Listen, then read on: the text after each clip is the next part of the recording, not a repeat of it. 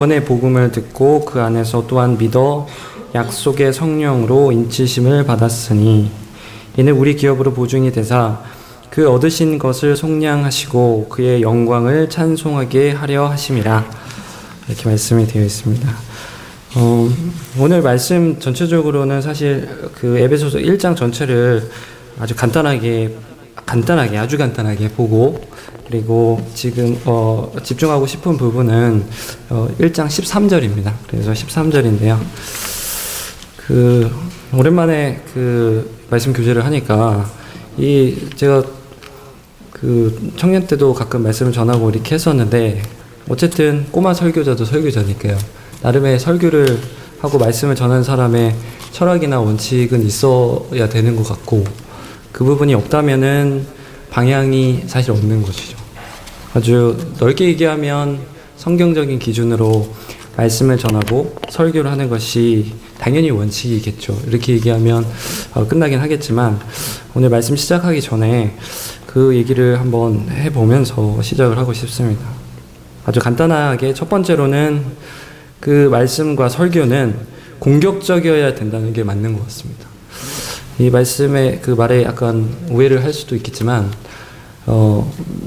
이 공격적이라는 것은 그 성도들에게 어떻게 보면 공격적인 것이 아니라, 어떻게 보면 제가 생각했던 것은 사단에 대해서 공격적이 되어야 된다는 것입니다.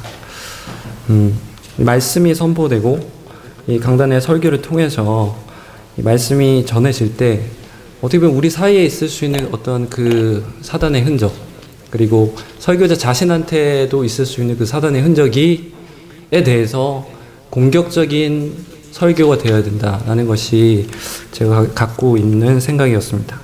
그리고 두 번째로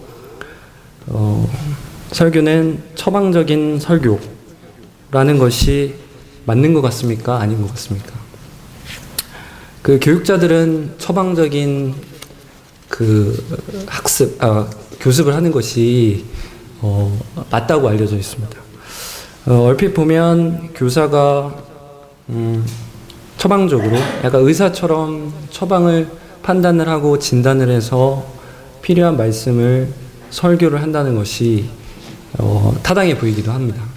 하지만 저는 이게 충분하지는 않다고 생각을 합니다. 설교자에 의해서 진단이 되고 처방이 되어지는 설교보다는 그 설교자를 통해서 하나님이 진단하시고 필요한 그 말씀에 대해서 처방이 되어지기를 기대를 하면서 말씀을 전하는 것이 제가 기대하는 바입니다. 그런 부분에서 어떻게 보면은 제가 짧지만 주제 설교나 그런 것들을 해보려고도 했었고 했지만 그게 잘 안 되더라고요, 항상. 이유는 말씀 자체로 필요한 그 말씀이 주제가 나오고 그 말씀이 전해질 때 제 마음에 평안함이 있었던 것 같습니다. 그래서 이번에도 오랜만에 이렇게 말씀 전하면서 이 말씀 주제를 이렇게 막 계속 생각을 해봤는데 저랑은 안 맞는 것 같아요. 그래서 이렇게 말씀 읽던 중에 평소 때 마음에 와닿았던 메모했던 거 중심으로 해가지고 준비를 해봤습니다. 그래서 오늘 제목은 인치심을 받은 자들입니다. 1장 13절에 약속의 성령으로 인치심을 받았으니 라는 구절이 있거든요. 그래서 인치심을 받은 자들이라는 제목으로 말씀 교제를 나누고 싶습니다. 이 말씀 구절은 에베소서에 당연히 적혀 있죠. 그래서 에베소서의 대략적인 배경을 잠깐 생각을 하면 말씀에 들어가는데 좀 도움이 될 것 같습니다. 에베소서는 당연히 바울이 전도 여행 중에 전도되었던 그런 교회고, 3차 여행, 그러니까 3차 전도 여행 이후로 로마로 압송돼서 거기서 가택연금 중에 썼던 옥중서신 4권 중에 한 권으로 이렇게 알려져 있는 것입니다. 그렇게 돼 있죠. 그리고 수신자는 당연히 에베소 성도들입니다. 그리고 에베소 교회는 바울이 2차 전도 여행 때 설립했고, 그리고 3차 전도 여행 때는 약 2년 정도 두란노 서원에서 학교를 열어서 어떻게 보면 가르쳤던 의미 있는 교회이기도 합니다. 주요 등장했던 그 사역자들로는 우리가 이름을 들으면 감동이 오는 그런 이름들입니다. 디모데, 브리스길라와 아굴라 부부, 그리고 아볼로, 그리고 두기고 등이 있습니다. 그 아시아 7개 교회가 있는데 그 계시록에도 써 있죠.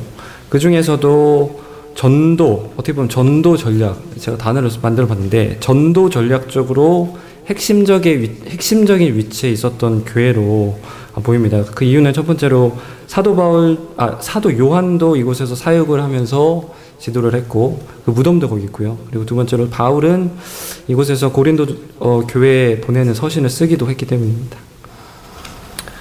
오늘 말씀 부분은 에베소서 1장의 전반부 부분에 있는데 1장 이게 저는 좀 습관이 있는 것 같습니다. 이렇게 들어가야지 좀 마음이 편한 것 같아요. 그래서 1장의 전반부에 있는데 1장은 크게 3가지 파트로 있다고 우리 엠마오 교재에도 나와 있고 일반적으로 얘기를 합니다. 그래서 첫 번째 파트는 바울의 인사로 1절에서 2절, 그리고 두 번째 파트는 은혜에 대한 찬송으로 3절에서 14절, 그리고 세 번째 파트는 성도들을 위한 감사와 기도가 15절에서 23절에 나와 있고 오늘 말씀 구절이 있는 13절은 두 번째 은혜에 대한 찬송에 대한 내용이 되어 있습니다. 그래서 오늘 읽었던 그 두 번째 파트에서 두 번째 파트인 3절에서 14절에 대한 소주제는 어디 나와 있냐면 3절의 첫 부분에 나와 있는 것 같습니다. 이건 제가 좀 임의로 읽으면서 생각을 해봤는데요. 3절에 찬송하리로다 라는 이것이 제가 보는 이 1장 전체에서 두 번째 파트의 소주제라고 생각이 되어집니다. 그 이유는 뒤에서 제가 설명하겠지만 찬송하리로다 라는 표현이 구원받은 자의 찬송이라는 말로 정리가 되기 때문입니다. 그래서 이 구원받은 자의 찬송이라는 이 구조가 한 3번 정도가 나오는데요. 어디일까요? 첫 번째는 6절에 보면은 영광을 찬송하게 하려는 것이라 이렇게 써 있고요. 그리고 두 번째로는 12절에 영광의 찬송이 되게 하려 하심이라. 그리고 세 번째는 14절에 그의 영광을 찬송하게 하려 하심이라. 이런 식으로 이 부분들을 중심으로 해서 앞을 이렇게 묶어 나가면 구원받은 자 그리고 그가 하는 찬송이라는 구조로 3번 정도 반복이 됩니다. 그래서 이 구원의 근거를 첫 번째 제시하고 그리고 구원받은 자의 할 일에 대해서 계속해서 반복적으로 말씀하시는 것입니다. 그 내용은 영광을 찬송하게 하려는 것이라. 우리가 너무 잘 알고 있는 것이죠. 그래서 첫 번째 파트를 보면 5절에 예수 그리스도로 말미암아 자기 아들들이 되게 하셨으니 사랑하시는 자 안에서 우리에게 거저 주시는 바 이러면서 구원의 원리를 얘기하고 찬송에 대해서 그 뒤에 얘기를 합니다. 그리고 두 번째 파트에서 구원의 원리를 설명하는 것은 속량 곧 죄사함을 받았다. 우리를 대신해서 값을 치르신 그 원리에 대해서 말씀하시고 결과적으로 또는 목적으로 영광의 찬송이 되게 하심이라 이러면서 찬송하리라는 말씀을 다시 한번 말씀하십니다. 그리고 세 번째 파트로 진리의 말씀 곧 너희의 구원의 복음을 듣고 하면서 오늘 말씀 내용으로 그 안에서 또한 믿어 약속의 성령으로 인치심을 받았으니 라는 방식으로 구원의 원리를 설명하시고 그리고 그의 영광을 찬송하게 하려 하심이라 라면서 다시 한번 3절에 나왔던 찬송하리라로 마무리를 하고 있는 것 같습니다. 이 구원에 대한 설명을 하고 그리고 그 찬송에 이르는 이 구조는 바울이 자주 사용했던 구조로 저는 기억을 합니다. 그리고 구약의 다윗의 시에서도 드러나는 구조입니다. 다윗의 시에서도 많이 드러나죠. 이걸 제가 찾아서 읽으려고 했는데 너무 많을 것 같아가지고 아마 성도님들이 아실 겁니다. 그리고 우리 인생의 여정에서도 드러나는 구조라고 저는 생각이 되었습니다. 그리고 우리 미래에서도 드러나게 될 구조인 것입니다. 이것이 어떻게 보면 진리의 핵심적인 모습인데 저도 잊고 있었고 우리들이 잊고 있지 않았나 하는 생각이 들며 오늘 말씀을 통해서 구원에 대한 확신, 구원에 대한 설명을 통해서 우리가 찬송으로 이어질 수 있는 이런 위대한 하나님이 주신 구조를 우리 삶에 적용해 보았으면 좋겠다는 마음입니다. 그래서 오늘 주로 주목해서 볼 구절은 13절에서 14절인데요. 특히 13절입니다. 여기서 진리의 말씀 곧 너희의 구원의 복음을 듣고 그 안에서 또한 믿어 약속의 성령으로 인치심을 받았으니 이렇게 말씀을 하고 있는데요. 저는 이 인치심이라는 단어에 좀 주목해서 은혜를 얻기 원했습니다. 우리는 어떻게 보면 말씀도 그렇고 설교 말씀도 그렇고 세상에서 정보적으로도 너무 많은 것들의 정보에 노출되어 있습니다. 그래서 어떻게 보면 정작 핵심적으로 봐야 될 것들을 놓치는 경향이 있는 것 같은데요. 그 주목해야 될 것을 좀 다시 한번 주목을 하면서 마음을 다시 붙들었으면 좋겠다는 마음입니다. 그래서 이 인치심, 이 단어의 그 원어적인 표현은 찾아보니까 스프라기조라는 표현인데요. 이거는 뭐 어려울 것이 없는 것이 인치심, 이거는 인봉. 그래서 어떻게 보면 우리 실,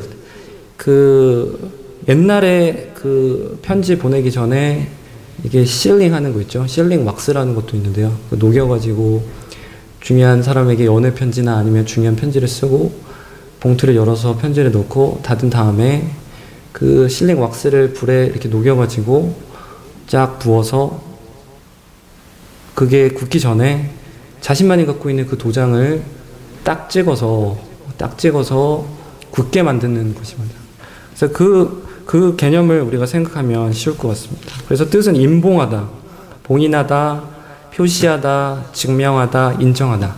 이런 개념들이 어떻게 보면 방금 전에 말씀드린 그 실링이라는 개념으로 다 설명이 사실 되는 것 같습니다.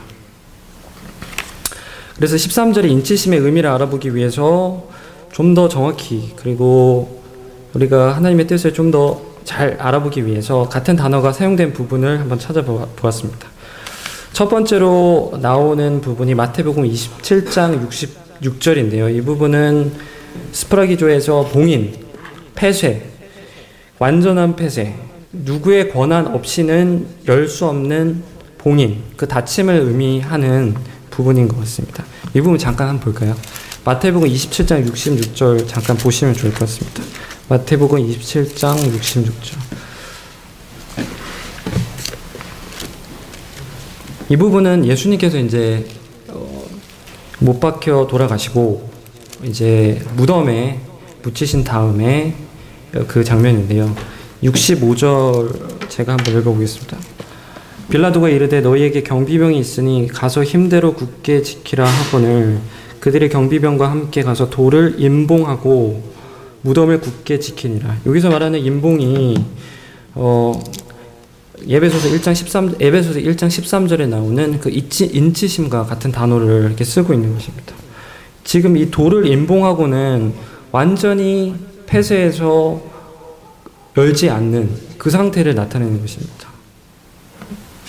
대제사장들과 바리새인들, 유대인이죠. 그리고 빌라도라는 로마를 대표하는 자, 이 둘이 손을 잡고 이 예수님의 무덤을 막으려고 한 것입니다.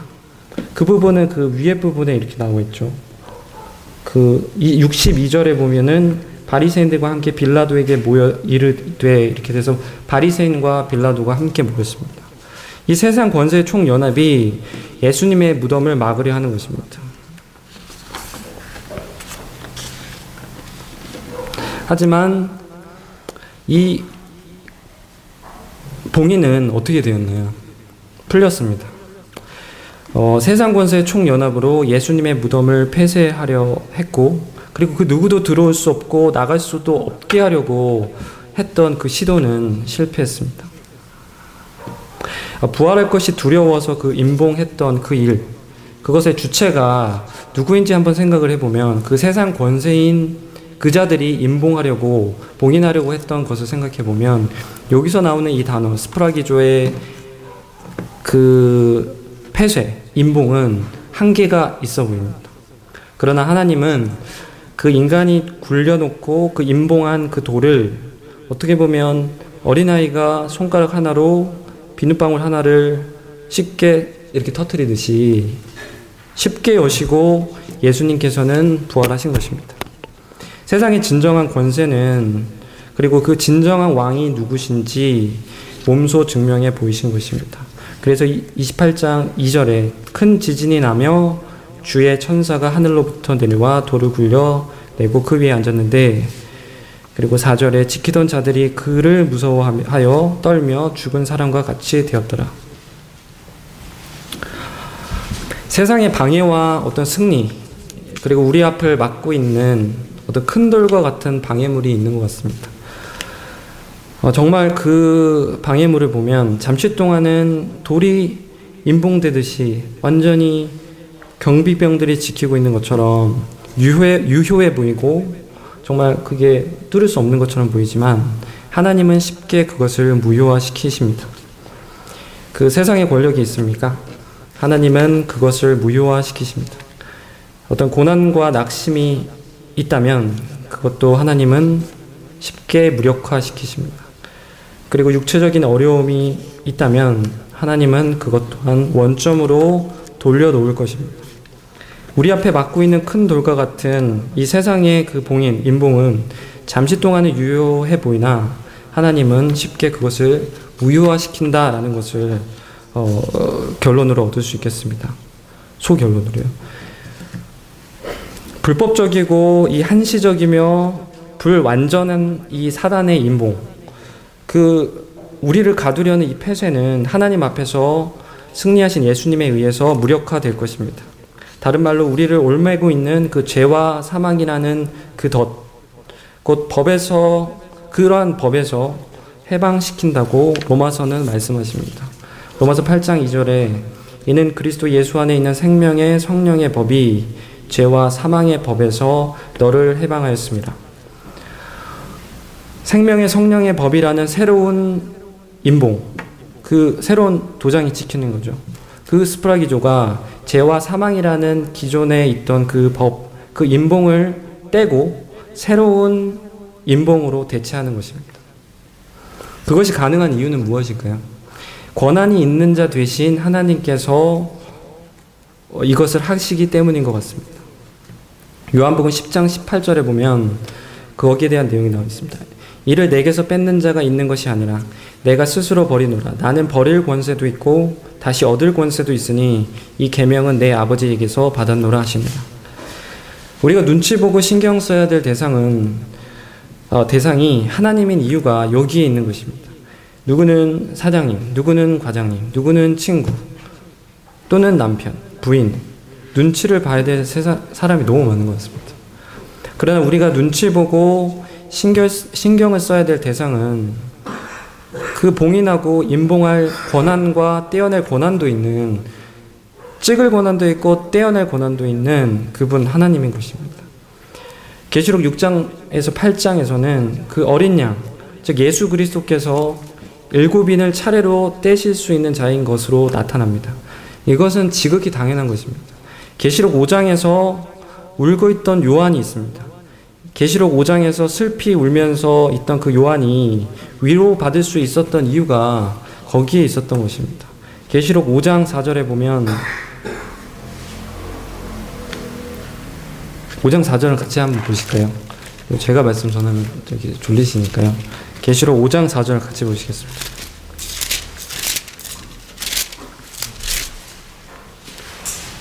계시록 5장 4절을 제가 읽겠습니다.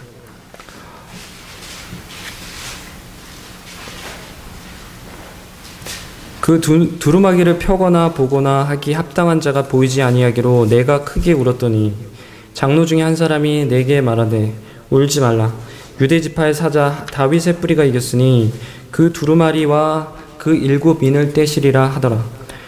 다른 이에게는 위로를 받을 수 없습니다. 예수 그리스도께로부터 우리는 위로를 받아야 합니다.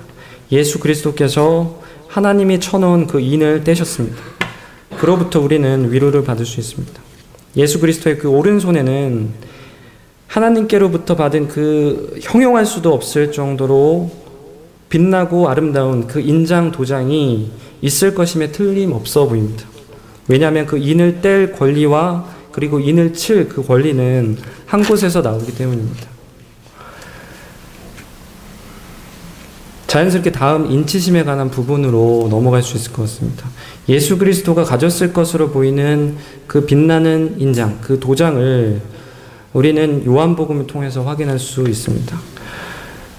인치심, 그 개념의 또 다른 어떻게 보면은 이제 앞에서 나왔던 그 인치심은 물리적으로 완전히 폐쇄되는 개념이었다면 이번에 나오는 인치심은 표시를 하는 의미, 그 표식을 통해서 어떻게 보면 그 법적인 선언이 공표된다는 그 권한에 대해서 얘기하는 것입니다.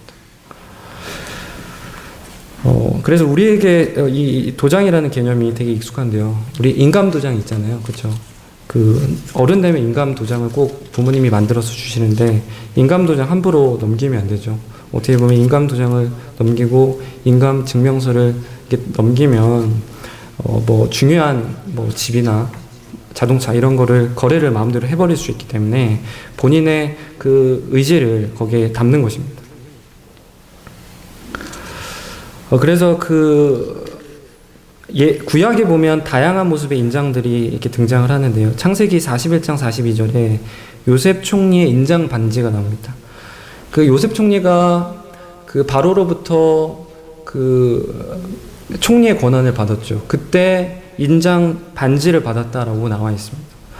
그 인장 반지를 받은 게 단순히 아름다운 보석 하나를 주는 게 아니라 그 인장 도장을 통해서 문서에 도장을 찍었을 때 바로가 가진 그 권한을 똑같이 행할 수 있기 때문에 그 반지를 넘긴 것입니다. 요셉이 이 반지를 받았을 때 만족을 했을까요? 저는 이번에 이 말씀 준비하면서 요셉이 과연 만족했을까라고 생각을 했을 때 아니지 않을까라는 생각이 했습니다. 요셉의 아버지 야곱과 떨어져 있었던 이 요셉의 입장에서 봤을 때 자기 아버지가 주는 그 인장 도장을 받는 것이 훨씬 더 영광스럽고 더 좋았을 거라고 생각이 되어집니다. 그 이유는 그 윗대로 올라갔을 때 믿음의 조상되는 아브라함으로 내려오는 그 하나님의 어떤 그 축복의 그 통로가 자기에게로 와야지 그 어떻게 보면 좁은 그 애굽 땅보다 더 큰 것을 주실 분이 자기에게 이렇게 속해야 된다는 것이 더 중요하기 때문인 것 같습니다. 그리고 두 번째로 예레미야 22장 34절에도 인장 반지로 넘길 것이라고 하면서 하나님께서 바벨론에 이스라엘을 넘길 거라고 이렇게 비유를 하십니다. 그리고 세 번째로 유다가 사용했던 반지가 있습니다. 유다가 다말, 창녀이자 어떻게 보면 며느리 다말에게 자신의 증표로 넘긴 것 중에 하나로 이 반지가 있습니다. 인장 반지죠. 도장 끈 지팡이를 넘겼었습니다. 그래서 이걸 종합해 보면 누군가의 신분과 권한을 확증해주는 그 대리적인 표식이 인장 반지, 이 도장인 것입니다. 그래서 성경에 뭐 예수님이 인장 도장을 가졌다 이런 말씀은 없습니다. 근데 제가 이렇게 생각을 해봤을 때 그런 개념으로 생각을 하면 예수님이 가진 그 권한을 쉽게 이해가 되는 것 같습니다. 요한복음 6장 27절에 그 말씀이 있습니다. 이것도 한번 찾아볼까요? 요한복음 6장 27절입니다.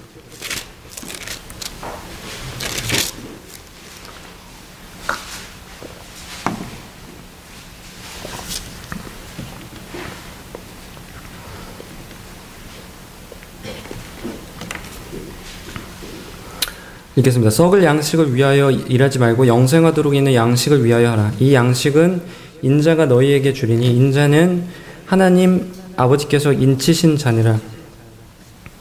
하나님께서 인치신 자, 곧 하나님의 신분과 권한을 확증해서 표시를 남겨놓은 자, 그가 바로 예수님, 인자인 것입니다. 그 유대인들에게 있어서 어째서 이 신분의 확인이 중요한 것입니까? 왜냐하면 그들에게 약속되어 있던 그 진짜 메시아를 그들은 기다리고 있었기 때문인 것 같습니다. 가짜가 아니라 진짜. 그래서 그들의 요구가 앞쪽에 보면 당신을 믿도록 그 표적을 보여달라고 계속해서 얘기하는 것입니다. 인장 같은 것은 아니지만 그 표적을 통해서 하나님께로부터 온 자임을 확인받고 싶었던 것입니다. 그렇다면 우리는 진짜 하나님의 아들이신 예수 그리스도를 믿고 구원받은 성도들인데 우리는 이 최소한 진짜를 찾은 자들인가? 라고 질문을 했을 때 대답을 할 수 있는지, 그리고 아니면 구원자의 존재에 대한 아직 기대조차도 없는 그런 자들이 혹시라도 있다면 한번 생각해 볼 만한 것 같습니다. 구원자의 존재, 그리고 진짜를 찾지 못했다면 지금부터라도 기대를 품고 하나님의 인정을 받은 그 예수님을 진짜의 메시아로 받아들여 본다면 좋을 것 같습니다. 그 예수님의 입술로 나오고 있는 하나님 아버지께서 인치신 자, 그가 누구인가 라고 하면 바로 예수님인 것입니다. 그 하나님 아버지께서 그 찍어주신 인장, 그 표시는 얼마나 멋진 것인지 모르겠습니다. 하나님 아버지께서 주시는 그 표시가 그리고 지금 우리에게 큰 위로가 되는 것 같습니다. 가인은 동생 아벨을 죽인 진짜로 완전한 그 죄인의 그 모습이었습니다. 그러나 하나님은 이 가인을 불쌍히 여기심으로 그에게 표식을 주셨습니다. 그 표식은 일종의 인치심으로 표시를 한 거죠. 그 아들 예수 그리스도를 우리에게 증명하시고 무엇보다도 죄인으로서 구원받을 수 없을 것 같았던 우리들을 구원하실 때 그 인치시는 그 사건의 약간의 그림자임을 생각해 보게 됩니다. 물론 가인의 표식은 구원의 표식이 아니었으나 우리는 구원의 표식을 받았습니다. 가인의 표식은 한정적인 그 보호, 정말 한정적인 보호였죠. 하지만 우리가 받은 인치심은 그 영원한 보호를 선언하시는 것입니다. 하나님이 우리 죄인들에게 의인이라 부르시면서 그 인치심을 주신 것입니다. 우리가 눈으로 확인을 할 수 없지만 우리는 분명히 이 인치심을 받은 것입니다. 따라서 우리는 이것을 기쁘게 받을 수 있는 것입니다. 이제 마지막으로, 그렇다면 우리는 어떻게 인치심을 받았는가, 우리의 입장에서 드러나는 그 인치심, 그 부분에 대해서 확인하면서 오늘 말씀을 마치도록 하겠습니다. 마지막 오늘 의미로 인정하고 증명한다는 의미가 있었는데요. 증거를 남기고 자기의 도장을 찍는데 이제 하나님이 우리한테 인장을 찍어주는 측면도 있지만 우리도 어떻게 보면 인감 도장이 있듯이 우리가 가진 도장이 있죠. 그것을 찍는 측면을 보겠습니다. 그래서 이 부분 단순히 하나님 쪽에서의 그 인치심뿐 아니라 우리의 믿음과 그것을 고백하는 것이 어떤 의미를 갖는지 확인을 할 수 있는 구절이 있습니다. 그것은 에베소서 1장 13절에 나와 있습니다. 다시 원래 자리로 돌아가서 보면 에베소서 1장 13절에 이렇게 쓰여져 있습니다. 그 안에서 너희도 진리의 말씀 곧 구원의 복음을 듣고 그 안에서 또한 믿어 약속의 성령으로 인치심을 받았으니, 그래서 그 결과로 영광을 찬송하게 한다고 했습니다. 그래서 우리의 믿음을 통해서 하나님과의 그 계약서, 그 영원히 함께 거하겠다라고 하는 그 계약서, 혼인신고서보다 더 강력한 그 계약서, 그 계약서에 우리의 도장을 찍는다는 내용이 에베소 1장 13절에도 있지만 요한복음 3장 33절에 세례 요한의 입을 통해서 기록이 되어져 있습니다. 요한복음 3장 31절에 이렇게 쓰여져 있습니다. 위로부터 오시는 이는 만물 위에 계시고 땅에서 난 이는 땅에 속하여 땅에 속한 것을 말하느냐. 하늘로부터 오시는 이 예수는 제가 붙였고요. 하늘로부터 오시는 이는 만물 위에 계시나니 그가 친히 보고 들은 것을 증언하되 그의 증언을 받는 자가 없도다. 그의 증언을 받는 자, 어떻게 보면 우리죠. 우리는 하나님이 참되시다는 것을 인쳤느니라, 이렇게 쓰여져 있는 것입니다. 그래서 하나님이 우리한테 인치시기도 하지만 그의 증언을 받는 자, 우리도 하나님이 정말로 참되시다라고 하는 것에 대해서 우리의 보이지 않는 그 도장을 꺼내서 찍는 것입니다. 어떤 방식으로 이 도장을 찍는 것입니까? 에베소서 1장 13절에 아까 쓰여져 있듯이 그 안에서 또한 믿으면 약속의 성령으로 인치심을 받는다라고 되어져 있습니다.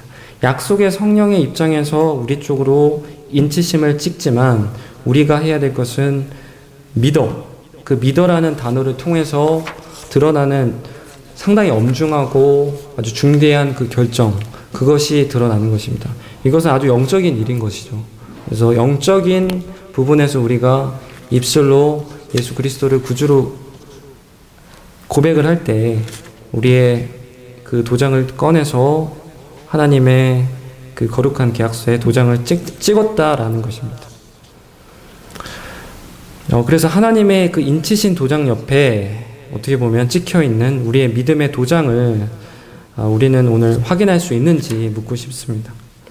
만약 그렇다면 에베소서 1장에 아주 매우 중요한 주제였던 그의 영광을 찬송하게 하려 하심, 하나님의 그 영광을 찬송할 수 있는 그 특권, 그 말씀을 다시 또는 처음으로 시작할 수 있을 것이라 여겨집니다. 오늘 말씀은 여기까지 마치도록 하겠습니다. 잠시 기도하고 마치도록 하겠습니다. 전능하신 하나님 아버지, 참 우리가 보이지 않는 것을 믿고 보이지 않는 것을 따르는 자들이지만 무엇보다도 확실한 것을 보고 무엇보다도 확실한 것을 따르는 자임을 담대히 고백할 수 있게 하심에 감사드립니다. 하나님께서 우리를 인치시고 우리를 세상에서 구별하여 놓으셨다는 사실을 참 기억할 때 감사와 찬양을 드립니다. 계속해서 주님의 그 선택된 자들로서 하나님께 찬송을 계속해서 올려드리고 영광을 올려드릴 수 있는 자들이 될 수 있도록 아버지께서 인도하여 주실 것을 기도드립니다. 이 모든 기도 우리 주 예수 그리스도의 이름으로 드립니다. 아멘.